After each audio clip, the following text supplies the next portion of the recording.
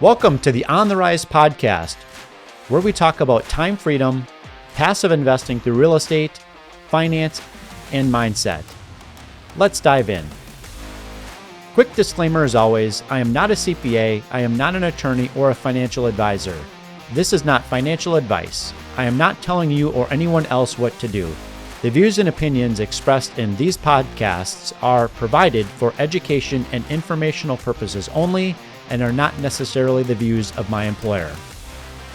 Welcome to the On the Rise podcast. My name is Nick Stromwall, and I am here with two amazing Rise 48 employees. Introduce yourselves, guys.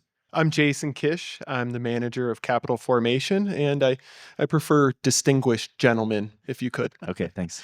Yes, we'll know that next time. So I'm Jeremy Dyer, the VP of Capital Formation at Rise 48 Equity. And we are coming to you live from the Best Ever Conference here in Salt Lake City. All right, guys, we have a lot of good questions to engage over. We're here live at an event. How are you guys meeting people, and what has that been like for both of you?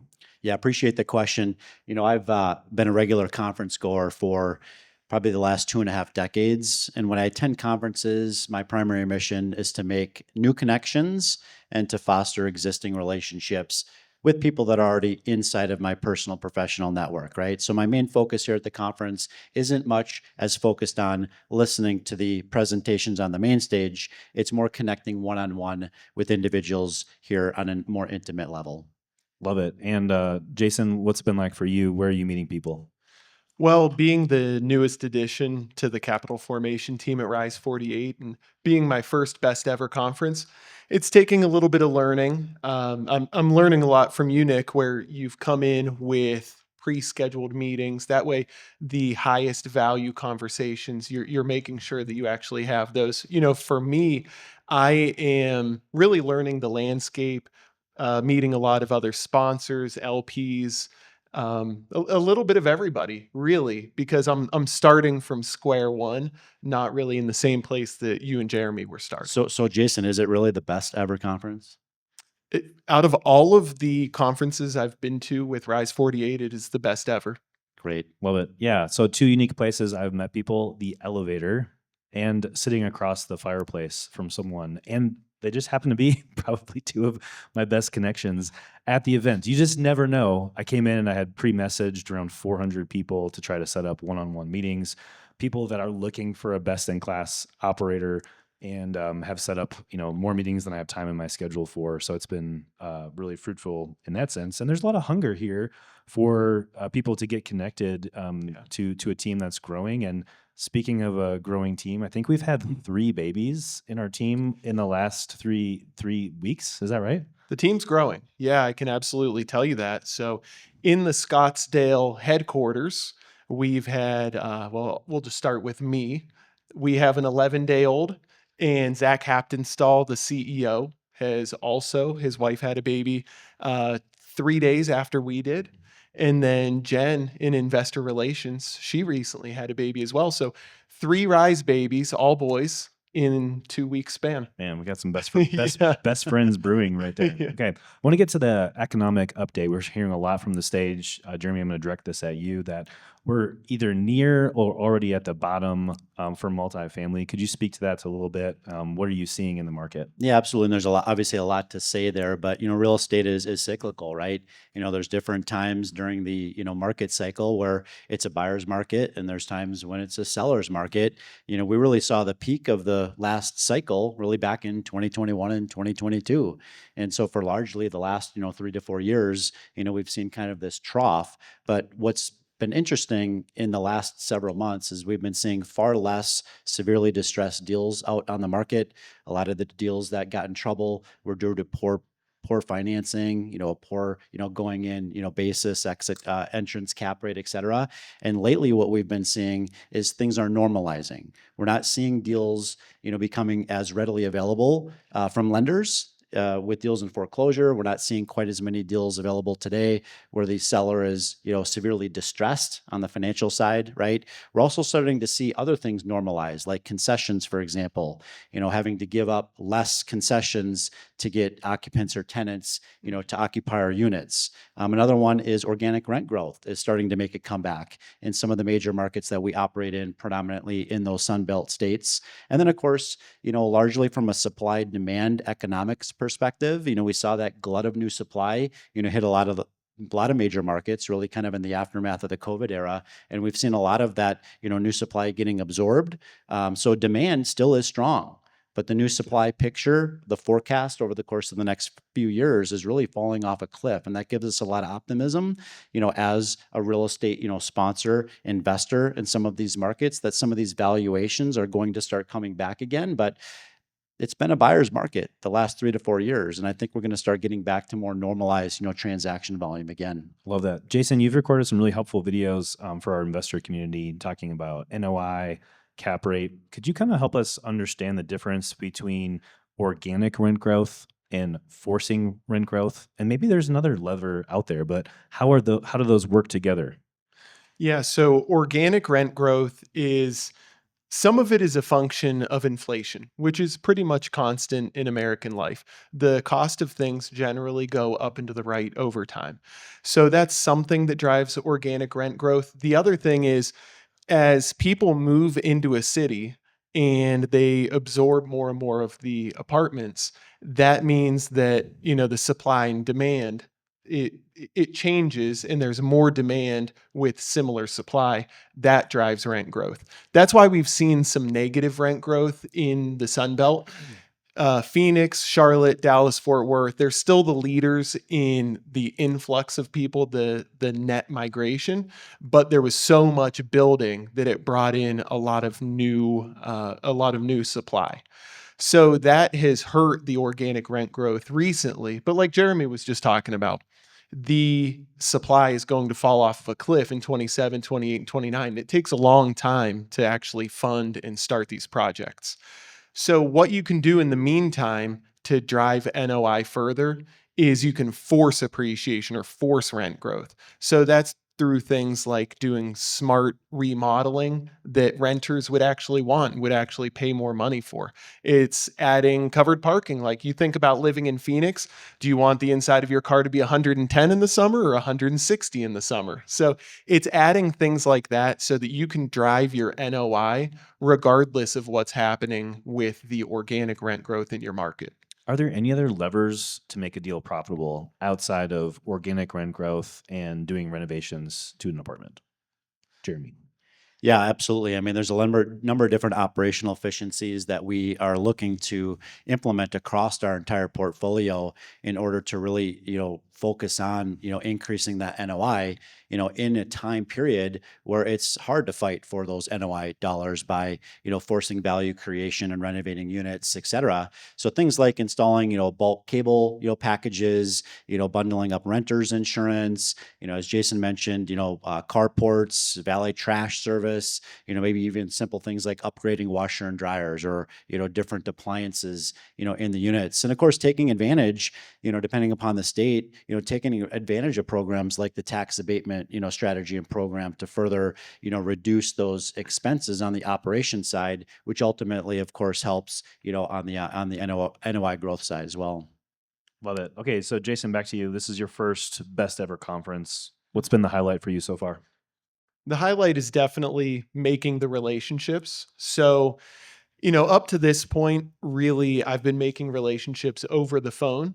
And this has given me an opportunity to talk with people that maybe I wouldn't have a conversation with on the phone, or, be able to just have deeper conversations with than you do in a normal situation.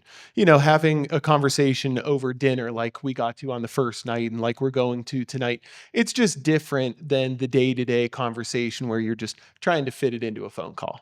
Yeah, I've heard from several people here that their favorite part is going out to dinner, to have that longer conversation, to actually engage, to get to know someone's story. And we're not here just to talk about making money, right? We're here to get to know people, to hear about your families, and to go deeper than purely just what's the best deal out there, what's the best market, where can we create the most amount of value. That's important. We're investors. We want to take what we have and multiply it, and we're looking for the best places to do that and the best partners. So that's why we like to be here. I think my favorite part so far has just been the little coffee conversations I've been having on the first floor, and then the hugs as people are coming and going out of the building. People that you're interacting with on social media, it's so different when you get to see them face to face. And several of these people have really been targeting their health, and I almost didn't recognize them. So it was fun to see what I see online and then what I see in person. You know what's funny about that, Nick, is I was actually going to say something about that related to the dinner conversations. You were saying people really like those dinner conversations. It's not just about investing. I was going to bring up health. This must be the year of health for real estate investors, because at our table, the first night there were 6 people at our table. There were 2 tables there, and 5 out of the 6 people ordered water during like a happy hour before the dinner. So, everybody's talking about what they're doing for their health, why they're prioritizing their health, what they're looking to do with their kids or in the future, and all that stuff. So it was really cool to see how many people are focused on health right now. Everybody's trying to get healthy so that they're ready for the next market cycle. Yeah. And speaking of, when we think about the future, Stay durable. as we think about the future, Jeremy, what are you excited about with Rise 48 and what we're looking to do here in 2026 and beyond? Yeah, I'm just excited about, the attacking the market, growing at a time where it really makes sense, to buy good quality assets at a much lower basis relative to where we're at, in that market cycle, to really maximize those investor returns. I'm really looking forward to, really coming back to maybe a more normal market cycle, if we can even say the word normal, because we don't really know, what that next black swan event is going to be. I always kind of break down, real estate investing risk into kind of 3 main buckets. You've got your operational risk, you've got execution risk of the business plan, and then you've got market risk, right? And so here at Rise 48, we're really trying to mitigate, the operational risk of our investments. We're looking to mitigate, executing that business plan, over and over and over, and then really trying to help protect and preserve investors from that external market risk that none of us have control over, but we can certainly try to help, mitigate against some of those challenges. Love it. For you, Jason, what are you excited about for 2026 as you think about your role evolving, what we're doing here at Rise 48? Well, I'm just going to start from the investor perspective too, because, we all started as investors in real estate syndication before we got into capital formation. So I'm really excited as an investor because I really do feel like we're near the bottom. Nobody knows when the bottom really is. I know one of the presenters earlier confidently said the bottom is in, and I would love for that to be the case. But I do really feel like this is a great time to buy. So as an investor, I'm excited. And that just makes my job so much easier because I am on capital formation. So I'm talking with investors on what they're looking to do, what their strategy is. And I have a lot of conviction behind what we're doing, how we operate, and where we are in the market cycle. And it's just so much easier to talk about it when I can also talk about what I'm doing, what I'm investing in through Rise as well. Yeah, and if you want to know where the bottom of the market cycle is, look no further than the rearview mirror. Yeah, it's the only way to find it. Smart. It'll take you guys a couple minutes to get it, but eventually you will. No, I like that. Okay, so as we think about future events, whether it's the best ever conference or other events like this, how can we make these events better? What would you guys say if you had a magic wand and could implement 1 or 2 changes? What would you do? I mean, I think me personally, and I think this is a takeaway maybe for everybody that attends, the best ever conference or any conference in general, is find out who's going to be there, right? Reach out to them in advance, schedule those one-on-ones, make sure that you're maximizing, the time that you're spending. But I so appreciate, you, Nick, as well, saying, when you attend these conferences, they can be busy. I mean, you can be burning the candle at both ends, right? So take care of yourself, right? Go to bed on time. Don't drink too much, right? It's great to have a fun time with everybody, but you've got tomorrow, right? So you always need to be making an investment in tomorrow. How about for you, Jason? I think something that would be awesome to have at this conference would be more LPs. But that's coming from somebody that's looking to work with more LPs, looking to network with more LPs.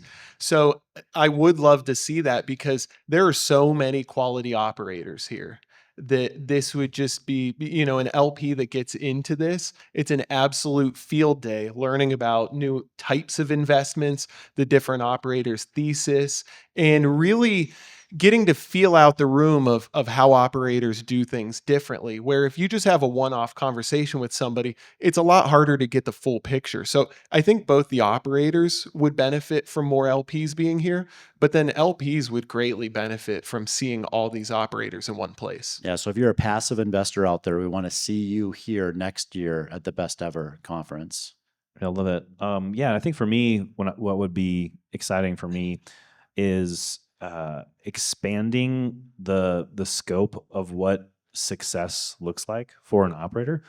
Couple examples, not just tracking the best IRRs, the best overall return profiles, but what if there was something a little bit more unique, even down on a property level? Talking about tenants and multifamily. What if something to measure success for an operator is how many new moms, thinking of 3 babies at Rise 48, how many new moms were given a gift basket upon the birth of their child? Wouldn't that be a cool stat to track? When you think about impact, when you think about making a difference, not only in the lives of your investors, but what if there was more focus on operators helping renters move from renters to owners, and some work towards affordable housing and some of these other initiatives that I think a lot of people are passionate about. There's a couple talks that I really appreciated, thinking a little bit bigger than just overall financial return, because I think success means something different to each person. So for you guys, Jeremy, Jason, when you think about success, what would be some metrics that you think could be helpful to begin to track? Oh man. So as far as metrics go, I really like what you were talking about there where you have renters turning into homeowners. That's a little difficult to track something like that. So maybe it wouldn't be so much metrics, but maybe just a focus time because everybody might have a slightly different passion than others. There would be somebody that wants to see that ownership because, ultimately we want people to rent for a while and we want them to end up owning their own home. That might be a big passion for somebody is the financial freedom, not just of them and their investors, but also all of the people that are involved with their investments, including their employees and their renters. So, that's one thing. But then there are other projects like Bo was talking about yesterday, blindness and unnecessary blindness being something that he really has a strong passion around now and how affordably it can actually be done. So I think it would be hard to measure just one metric and have everybody look at how many cases of unnecessary blindness have been cured, but that could be a metric for that direct operator. Yeah, I think it's interesting that you bring up, this point. There's various types of people involved in these types of investments, from the operator, to the on-site employees that are actually carrying out, the business plan. You've got the investors. And then the people that we oftentimes forget about are the people that are actually paying the rent. That's right. Right? The tenants, so how, as an operator, how can we really, provide, value beyond, the renovations, right? What can we be doing better as an operator to help serve those tenants in a better way? I think is a real challenge for everybody in the industry. And I think the most amazing thing that will happen or will come out of that is you'll probably increase occupancy. People will probably stay living in your community for longer. If you're serving the people that are ultimately living within your community. Yeah. The only other change I think is we should bundle an additional day and include a ski pass to the ski resort of your choice. So if you're a part of the Best Ever team and you're listening to this, let's work out some deals. And maybe even there's a way, if you've got children, where the last day children could fly in and you could have some time with them. I think that would move it from maybe a 9 to a 10. All right, let's hear it, Joe. Make it happen next year. With that, any final thoughts before we close, guys? No, I mean, I've just really appreciated the opportunity to be here at the Best Ever Conference again this year. Look forward to being a part of it, again next year and continuing to build upon the relationships that we've made this year. Great. With that, we'll sign off. Thanks so much. Thank you for hanging out with us today and for listening to the On the Rise podcast. This show is for entertainment purposes only. Nothing said on this show should be considered financial advice. Before making any financial decisions, please consult with a professional. This show is copyrighted by the On the Rise podcast. Written permissions must be granted before syndication or rebroadcasting.